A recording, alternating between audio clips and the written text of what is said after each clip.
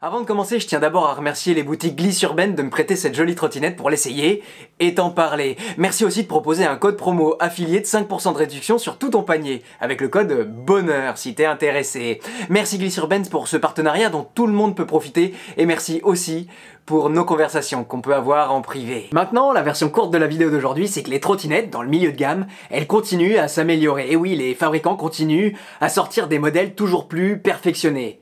Plus perfectionnés, oui, mais pas encore parfaits. Oui, les constructeurs ont encore des choses à faire et peuvent pas encore, à ce prix-là, tout proposer. En l'occurrence, avec cette Future Gun de Mini Motors, on a un super contrôle à l'accélération. Et beaucoup moins au freinage. Beaucoup moins de contrôle, j'entends, hein. On a un design un peu modernisé, une ergonomie qui fait qu'on peut la plier en un temps record, définition à la hauteur de ce qu'on attendrait, et surtout, on a des grosses performances en termes de puissance et d'endurance pour un modèle compact comme il est. Cette trottinette, elle est déclinée en deux modèles. Une 48 volts 16,6 ampères de batterie et un moteur de 600 watts qu'on a juste là, avec un contrôleur de 27 ampères et le tout à 799 € à sa sortie. Et puis, il y aura une version pro qui va arriver avec une batterie de 52 volts à 20,8 ampères et un moteur de 800 watts avec un contrôleur de 30 ampères. Le tout à 999 € à sa sortie. Tu l'auras compris, cette trottinette, elle a des spécifications qui n'ont rien à voir avec son gabarit. Et oui, on est chez Mini Motors, et quand on est de la même famille que Tonton Dualtron, on aime la performance, même quand on est tout petit. Tiens, en parlant de tout petit, eh oui, il y a les pneus dont on n'a pas parlé, qui sont vraiment rikiki. C'est pas terrible pour la tenue de route, mais c'est bien pour le gabarit. Voilà, maintenant pour la version plus longue et plus détaillée de la vidéo, reste avec moi parce que c'est parti! Salut à toi! Alors, je t'avais dit que je ferais plus vraiment des reviews de trottinettes qui ressemblent à celle-là. Mais j'avoue que la curiosité, en l'occurrence, m'a piqué. Oui, parce que il faut bien avouer que son aînée, la Mini 4 Pro de Speedway, pour pas la nommer, c'était un peu un best-seller de la mobilité. Oui, parce qu'elle a une place un peu particulière sur le marché. Si tu veux une trottinette compacte, t'es souvent, pas toujours, hein, mais souvent obligé de te cantonner à des trottinettes qui avancent pas et avec des faibles autonomies. Bah cette trottinette-là, c'est pas le cas. Au point que, pour sa version pro dont on va parler, on peut se demander si c'est pas un peu disproportionné. Alors d'abord, cette Mini Motors, elle s'appelle la Future Gun. Pourquoi? On sait pas. Et je vais essayer quand même de trouver une petite explication. Mini Motors, c'est la maison mère. Et puis, ils ont leur usine principale qui fait des Dualtron, qu'on connaît bien. Et puis à côté de ça, ils ont demandé à une autre usine de faire des modèles plus grand public, qui jusque-là étaient vendus sous la marque Speedway. Sauf que, pour une raison ou pour une autre, Speedway c'est terminé. Enfin, on peut voir quand même que sur les leviers de frein, il y a marqué Speedway encore. Mais pour l'avenir, on dirait que ça va disparaître, remplacé par Future Gun. En l'occurrence, si on s'approche plus près de la bestiole, en gros, en rouge sur le deck, il y a écrit Mini Motors. À l'arrière, sur le repose-pied, il y a écrit Future Gun. Sur le côté, il y a écrit Mini Motors Future Gun. Et devant, il y a un petit écusson où il y a écrit Future, tout court. Ha! Et je fais quoi, moi, avec ces informations? Est-ce que c'est une Mini Motors Future Gun, et Future Gun c'est le modèle, ou est-ce que c'est une Mini Motors, la marque c'est Future, et le modèle c'est Gun? Tout ça, c'est l'avenir qui nous dira si dans 6 mois ils sortent une Mini Motors Future mitraillette ou une Mini Motors Future gros canon, eh ben on aura notre réponse. Alors par contre, moi ce que je peux savoir, c'est ce que je vois. Et cette LED là, tu vois, défilantes qui sont clairement empruntées à Dualtron, eh ben ça donne un style moins plan-plan de les versions précédentes. Et avec les arêtes plus affûtées et des couleurs plus contrastées, eh ben on a un style un peu plus prononcé. A noter qu'on a maintenant des garde-boue renforcés en aluminium pour plus de solidité. On peut aussi voir que le deck a abandonné le grip. Et ça se fait de plus en plus pour le silicone, que j'aurais pensé glissant au départ en cas d'humidité, mais non. Il est vraiment agrippant. Un des gros désavantages d'avoir du silicone en guise de grip, c'est que c'est très salissant, et quand c'est sale, c'est un peu dégueu. Par contre, un des gros avantages, c'est que un chiffon, un peu d'humidité, et hop, tu peux le nettoyer. Essaye de faire ça avec du grip comme on a l'habitude, tu vas voir où ça va te mener. Tiens, t'as vu aussi? Il y a la ligne là, qui est sur le grip et hop, qui descend. Ouah, c'est recherché. Alors point de vue design, moi je trouve ça chouette d'avoir des modèles avec un peu de caractère dans ce marché où tout a tendance à se ressembler. Et puis à l'arrière, mais on va en reparler, on a ce marchepied avec son nom, Future Gun, qui est fièrement affiché. Cela dit, moi qui aime bien rouler discret, j'aurais bien aimé qu'on puisse allumer les phares avant et arrière sans avoir les illuminations sur les côtés. Maintenant, d'un point de vue ergonomique, écoute, la trottinette elle peut se plier en 2 temps, 3 mouvements pour être facilement rangée à côté de toi dans les transports par exemple. Selon moi, une fois pliée, c'est une des trottinettes les plus compactes du marché. On peut aussi porter la trottinette à une main, mais c'est quand même 20 kg qu'il faudrait se trimballer, ou alors à 2 mains grâce, encore une fois, au marchepied, qui peut servir de poignée. Quand on veut simplement poser la trottinette, eh ben on a une béquille. Moi j'aime bien quand on n'a pas de questions à se poser, et là, avec cette béquille, elle est discrète et bien placée, facile à atteindre pour la déplier. Pour ce qui est du guidon maintenant, il a 2 positions, une à 95 et l'autre à 90 cm du deck. Et puis le deck, à proprement parler, il est à 19 cm du sol.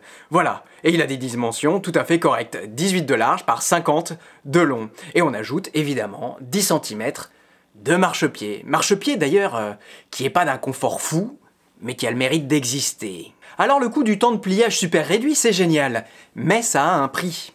Oui, la languette de verrouillage qu'on a devant là en général, elle est très bien, elle est facile d'accès et puis elle est réactive. Par contre, en général maintenant, elle est doublée par une goupille de sécurité. Là, on l'a pas. Là-haut, au niveau des poignets, c'est très bien, c'est clipsé, on n'a pas à visser. Hop, ça se fait vraiment très vite. Mais par contre, le fait que rien ne soit vissé et tout soit clipsé, on a l'effet un peu gling-gling quand on freine fort ou qu'on roule sur les pavés. Alors pour ce qui est du pliage, tu vas voir, c'est pas compliqué. On enlève la béquille, on appuie sur les freins, on appuie avec le pied sur la languette en donnant un petit coup de rein. À mi-chemin, hop, on s'occupe des poignets et le tour est joué. Pour la lever, comme je te disais, à 2 mains ou à une si t'es plus musclé. Et à l'inverse, attention, t'es prêt, lance le chronomètre, la petite languette avec le doigt, quand tu montes, franchement, même Ito, je crois que c'est pas aussi simple que ça. Là, tu vois, parfois, je m'approche de toi. Ici, là, tu vois, tu fais clac, clac. Alors souvent, c'est vissé, justement. Là, ça ne l'est pas, et on va voir combien de temps ça dure. Mais en tout cas, en termes de plasticité, il n'y a pas mieux, quoi. Les câbles, ils sont bien rangés dans une gaine bleu foncé. Moi, ça me plaît. Voilà, franchement, niveau ergonomie, que du bon à signaler, sauf le gling-gling quand on est en train de rouler. Et alors, justement, quand on roule, parlons-en. Alors, ça t'aura pas échappé, on a des roues toutes petites, avec un tout petit pneu. C'est bien pour le gabarit, comme on a dit. Par contre, en termes de tenue de route et de sensation dans les virages, c'est un peu léger. On a un pneu gonflable à l'avant, un pneu dur à l'arrière qui participe à ce sentiment de pas vraiment faire corps avec la chaussée. Mais quand même, pour éviter le côté planche de bois, on a une suspension à l'avant, une suspension bien souple à l'arrière, ce qui rend les pavés supportables sans que ce soit, évidemment, très confortable. Le pneu dur à l'arrière, il est accentué par le freinage qui, soyons clairs, est pas rédhibitoire, ok. Je sais pas si j'irai jusqu'à dire qu'il est mauvais, mais ce qui est clair, c'est qu'il est pas bon. Voilà, on a 2 freins à tambour, plus son frein magnétique qui a tendance à bloquer la roue arrière. La vérité, c'est qu'avec des freins à disque, je pense qu'on avait une trottinette proche de la perfection dans son gabarit. Mais bon, sinon, quand on parle de puissance, d'autonomie et d'accélération, là, on a du bon, du très bon, du très bon. Qu'est-ce qui me fait dire ça ? L'autonomie, la puissance, tout ça, c'est des chiffres, c'est des faits, et je te laisse te renseigner même si j'en ai déjà parlé. Et pour le reste, moi ce qui me plaît par exemple, c'est la gâchette, qui nous permet d'être super précis à l'accélération. Et tu vois, je pourrais juger cette trottinette à sa vitesse maximum, oui, c'est vrai que les données sont fortes, 40 ou 50 km/h annoncés sur terrain privé, mais là où moi, vraiment ça fait une différence, c'est qu'on peut aussi rouler à 6 km/h, si on veut, en toute précision. Tu te souviens ce qu'il disait ? Sans maîtrise, la puissance n'est rien. Et là, la maîtrise, on l'a. Sur toute la course de la gâchette, on sait où on est. C'est pas, tu sais, des gâchettes où c'est 0 ou plein, ou 0 ou plein. et qui s'engolanche d'ailleurs en général qu'à la moitié. Ici, c'est très bien. Et je te promets que sur des trajets urbains et quotidiens, bah ça fait une énorme différence. Pouvoir avoir confiance en son accélération sans avoir à mettre des petits à-coups, tu sais. Pouvoir doser et gérer sa puissance pour pas être arraché au démarrage aussi. Pour moi, sur une trottinette milieu de gamme, c'est très loin d'être généralisé tout ça. Tu vois, en général, on dit que si tu peux le plus, tu peux le moins. Ben là, c'est pas vrai. Dans le monde de la trottinette, souvent tu peux rouler très vite en étant à fond de gâchette, mais c'est très difficile de doser. Oui, je fais un gros chapitre là-dessus, mais je trouve ça très intéressant de pouvoir rouler stabilisé à 50 comme à 8 km/h. Avant de conclure, je voudrais me poser la légitimité de sa version pro avec des chiffres encore plus élevés. Oui, cette version pro, c'est encore plus un avion de chasse, à n'en pas douter. Mais alors, monter sur des petits pneus comme ça et assurer avec des freins dont on a parlé, je sais pas. J'irai pas jusqu'à douter de la sécurité de l'objet, mais je t'inviterai à te poser les questions avant de l'acheter.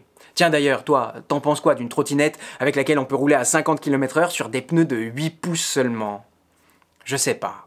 Voilà, à part ça, et pour résumer, je crois qu'on a là une super petite trottinette qui peut te mener partout, même si c'est loin, avec laquelle tu pourras bien t'amuser et que tu pourras bien contrôler. Le tout dans un modèle qui tient dans mon entrée.